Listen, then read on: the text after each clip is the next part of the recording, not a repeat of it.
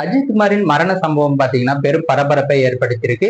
பிரேத பரிசோதனை அறிக்கையில அதிர்ச்சி தகவல்களும் வெளியாகி இருக்கு. 50 இடங்களில் காயமும் ஏற்பட்டிருக்கு. சிகரெட் சூடு, கொடூர சித்திரவதையும் உறுதி செய்யப்பட்டிருக்காங்க. என்ன நடந்துச்சு வாங்க விரிவா பார்க்கலாம்.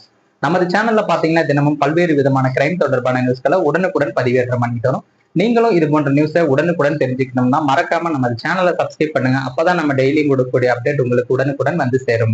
சிவகங்கை மாவட்டம் திருவனந்தபுரத்தில் உள்ள மடப்புறம் பத்திரகாளியம்மன் கோவிலில் காவலாளியாக பணியாற்றிய அஜித் குமார் பாத்தீங்கன்னா போலீசாரின் விசாரணையின் பெயரில் கடுமையாக சித்திரவதை செய்யப்பட்டு உயிரிழந்த நிகழ்வு தமிழகம் எங்கும் பெரும் பரபரப்பை ஏற்படுத்தி இருக்கு. இந்த நிலையில பாத்தீங்கன்னா அவரது பிரேத பரிசோதனை அறிக்கையில் முழுமையான தகவல்களும் வெளியாகி இருக்கு.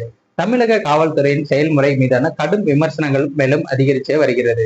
ஜூன் 28ஆம் தேதி மதுரை மாவட்டத்தைச் சேர்ந்த நிகிதா என்பவர் மற்றும் அவரது தாயார் மடப்புறம் கோவிலுக்கு காரில் வந்திருக்காங்க. சாமி தரிசனம் செய்தும் இருக்காங்க. அப்போது கார் சாவியை அஜித் குமாரிடம் கொடுத்து செய்ய சொன்னதாகவும் பின்னர் 10 சவரன் நகை காணாமல் போனதாகவும் காவல் நிலையத்துல புகாரும் அளிச்சாங்க. இந்த புகாரின் அடிப்படையில் அஜித் குமாரை திருப்புவனம் காவல்துறையினர் விசாரணைக்காகவும் அழைத்து சென்றிருக்காங்க. அப்போது பாத்தீங்கன்னா விசாரணையின் பெயரில் சித்திரவதை செய்து கோவிலுக்கு அருகே கொண்டு வந்து மேலும் தாக்கியதாக புகார்களும் எழுந்திருக்கு. 5 மணி நேரமாக நடைபெற்ற பிரேத பரிசோதனை அறிக்கையில பல அதிர்ச்சிகரமான தகவல்களும் வெளியாகி இருக்கு. 50க்கும் மேற்பட்ட வெளிப்புற காயங்களும் இருந்திருக்கு.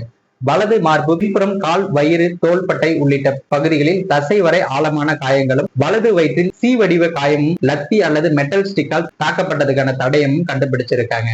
இடது கையில பாத்தீங்கன்னா 2 இடங்கள்ல சிகரெட் தீக்காயங்கள் இருந்திருக்கு. வழக்கமான முறையில பாத்தீங்கன்னா போலீசாரின் சித்திரவதை ஆதாரமாக தலையில் பல இடங்கள்ல கடுமையாக அடிகளும் விழுந்திருக்கு. இதனால பாத்தீங்கன்னா மூளையில் ரத்த கசிவும், மண்டை ஓட்டில் இரு பக்கங்கள்ல பிளவும் ஏற்பட்டிருக்கு. இதை எடுத்து பாத்தீங்கன்னா நாக்கை கடித்த தடயமும் இருந்திருக்கு. அதாவது பாத்தீங்கன்னா இந்த நபரை கடுமையா தாக்கும் போது பாத்தீங்கன்னா வலிப்பு ஏற்பட்டிருக்கு. இதனால அவர் பாத்தீங்கன்னா நாக்கை கடித்திருக்காரு. இதனால நாக்கில காயமும் இருந்திருக்கு. அதன் பிறகு பாத்தீங்கன்னா கண் சிவந்து போய் வீங்கியும் இருக்கு. காதுகள்ல ரத்த கசிவும் இருந்திருக்கு. இதயம் மற்றும் கல்லீரல் பகுதியில் ரத்த கசிவும் இருந்திருக்கு. இந்த அறிக்கையின் அடிப்படையில் வழக்கு பாத்தீங்கன்னா கொலை வழக்காகவும் மாற்றப்பட்டிருக்கு. முதல்வர் மு.க.ஸ்டாலின் அஜித் குமார் குடும்பத்தினர் நேரிலையும் சந்தித்து பேசியிருக்காங்க. தொலைபேசி மூலம் தொடர்பு கொண்டு மன்னிப்பும் கேட்டிருக்காரு. அவரது சகோதரருக்கு பாத்தீங்கன்னா ஆவி நிறுவனத்துல 30,000 ஊதியத்துல அரசு வேலையும், அது மட்டும் இல்லாம 3 சென்ட் வீட்டு மனையும் வழங்கப்பட்டுள்ளது. மேலும் வழக்கை சிபிஐக்கும் மாற்ற உத்தரவு வழங்கப்பட்டது. இந்த விவகாரம் பாத்தீங்கன்னா தமிழ்நாட்டில் காவல்துறையின் விசாரணை முறை, மனித உரிமை மீறல்கள் மற்றும் அதிகார துஷ்பிரயோகங்கள் குறித்து பல கேள்விகளும் எழுந்திருக்கு.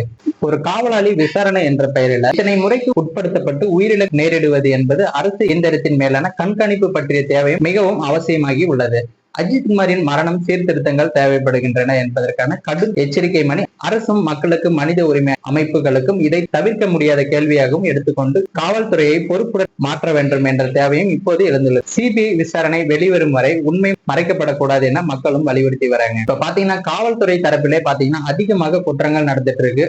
பணம் மட்டும் இருந்தா போதும், யாரை வேணாலும் எப்படி வேணாலும் கொலை செய்யலாம். இப்ப நடந்துகிட்டு இருக்கிற சம்பவங்கள் எல்லாம் பாத்தீங்கன்னா நேர்மையாவும் சில காவலர்கள் பணியேற்று இருக்காங்க. அவங்களுடைய பெயரையும் பாத்தீங்கன்னா இந்த இடத்துல தவறா கருதக்கூடிய ஒரு சூழ்நிலை உருவாகி இருக்கு. எல்லாருமே சம்பளம் வாங்கிட்டு தான் வேலை செய்யறாங்க. யாரும் சும்மா வேலை செய்யல. அந்த சம்பளம் பத்தாதுன்ற பேர்ல பாத்தீங்கன்னா சிலர் லஞ்சமாவும் வாங்குறாங்க. இப்படி வாங்குறதுனால பாத்தீங்கன்னா எல்லாத்துக்குமே ஒரு கெட்ட பேர் வந்துகிட்டு இருக்கு. இது பாத்தீங்கன்னா மொத்த காவல்துறையுமே குறிக்குது. யாரோ ஒரு நபர் செய்யற தவறுக்கு பார்த்தீங்கன்னா எல்லாருக்குமே இந்த பேர் வருகிறது.